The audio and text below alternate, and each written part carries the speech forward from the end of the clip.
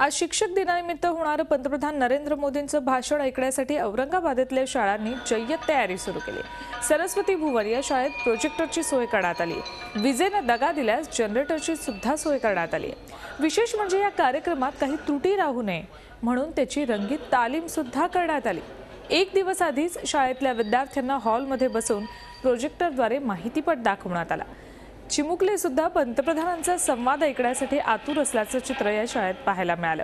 त्याचबरोबर कुठलीही तांत्रिक अडचण येऊ नये म्हणून खास तंत्रज्ञांची सुद्धा नियुक्ती करण्यात आली आहे। पंतप्रधान मुलांसोबत संवाद साधणार याचं स्वागतच शिक्षकांनी आणि विद्यार्थ्यांनीही केलंय। आम्हा विद्यार्थ्यांसाठी चांगलं काम करतायत। त्यांच्या शिकवण्यातून आम्हाला चांगलं ज्ञान मिळू शकेल। मी आतापर्यंत त्यांची अनेक भाषणे ऐकली, त्यातून त्यांनी आम्हाला खूप चांगलं ज्ञान दिले। आपल्या भारताचे पंतप्रधान नरेंद्र मोदी सर आपल्याशी बोलणार आहे, आपल्याशी सर आहे। माननीय पंतप्रधान नरेंद्र मोदी हे विद्यार्थ्यांना मार्गदर्शन करणार आहेत असं पत्र शिक्षण विभागातर्फे प्राप्त झालेलं आहे आणि त्यानुसार आम्ही आमच्या प्रशालेमध्ये जोरदार तयारीला सुरुवात केलेली आहे। झी 24 तास रहा एक पाऊल पुढे।